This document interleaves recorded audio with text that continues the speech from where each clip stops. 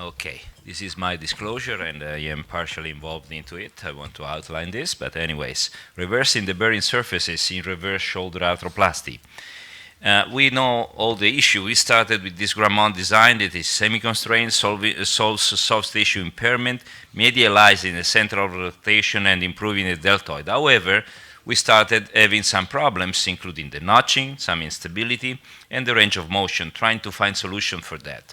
So engineers were interacting very much with the surgeons, like for instance studying about the center of rotation repositioning and the torsion of the humeral components and the liner configuration in lay or lay, more or less constraints, and tribology.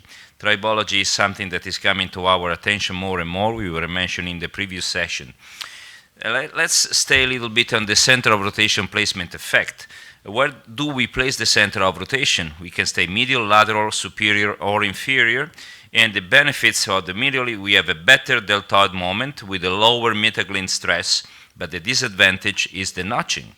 If we stay lateral, we have a higher instability, better rotator function, avoiding notching, but with a worse deltoid moment and a higher metaglene stress with the shear forces. Superior, just a mistake. Inferior, avoiding notching, but with higher stress over the metaglene. But now let's look at this, after this thinking, at this study that was winning the Near Award in the American Academy in 2017.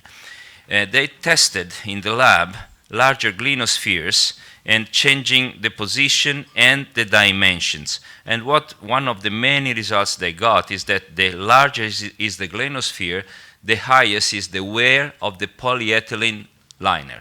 So if you enlarge the glenosphere, you apply the same forces, the liner undergoes a higher stress. This is something quite interesting. So because we were moving to correct these problems that I was describing into a larger glenosphere. But if you keep the metal on the glenosphere and the liner, then you have a higher wear of this. And we know that the poly wear is not a good friend of our bone, and we know this very clearly. So this is why a few years ago I went to this new glenoid idea, reversing the materials. So designing the poly glenoid with larger diameter and with some benefits like a no dead space, because molding plastic is easier than molding metal. And with this concentric-eccentric design, so we have an anterior-inferior lip that may eventually help in the position and also creating some lateralization. These were the studies that we did in the lab, and you see here the design, and with the comparing 36 and 44, concentric and eccentric, and you can tell that you can prevent this bony contact for the inferior impingement and potentially notching. And these are the machine up here and showing this testing that we were doing, and these were the results. So we compared the poly wear, comparing the 36 millimeter standard polyethylene and the 44 cross-linked polyethylene glenospheres with millions of cycles. After 3 millions of cycles of load, we had a minus 23% poly wear. That is something that, of course, we like as an idea. Then the Glenosphere effect is also important in the design because of the eccentricity, the neck augmentation, and so on, because of this lateralization. And there are many studies out there, including some from us. Pascal designed this technique that was clearly demonstrated by Dr. Clevert and others. And the larger the Glenosphere seems to be anyways a good step forward in order to increase the range of motion. These are again some studies that we did with our patient.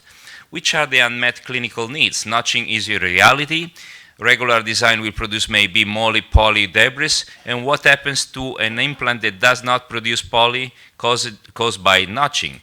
This is why I made these clinical and radiographic studies of this kind of design and how to find out my control group.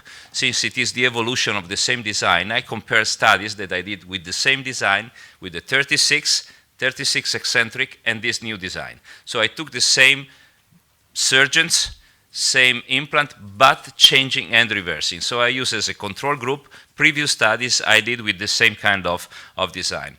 These are the materials. In this case, this is a short, so it is much longer now. We are coming out with longer follow-up. But anyways, for the shoulder, see minimum follow-up 2 years, diagnosis, and so on and so on. But what is interesting is that I checked 5 different time frames, time 0, 3 months, 6, 12, and 24. These are the distribution. And where you see Castagna is this group.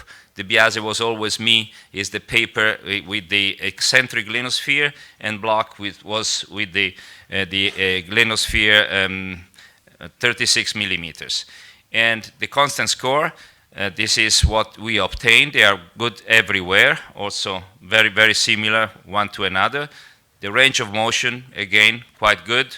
I cannot tell you there is a big difference, but in the external rotation where it is statistically significantly better, maybe due to some lateralization and better deltoid wrapping. Notching. I cannot put 0 because the computer is not accepting, so I put 0.1, but it was 0 in this group, and you can tell that the difference is that we don't have any notching with this kind of design, and no, eventually, poly wear related to this. So I had a few complications, yes, one dislocation at 3 weeks, and then I had a humeral body extension, and compared to the other group, we had 3 dislocation in the Biase. That means the eccentric glenosphere, and the 36 glenosphere 2 dislocation. So some instability, and it is better. As a conclusion of this little study and observation is that this design is demonstrating some fast and more stable functional recovery with lower notching and instability, and with respect to the standard metal consecutive design. And if the studies so far are confirming this, we may reduce in a simple way the production of polywear into our implant. Thank you so much.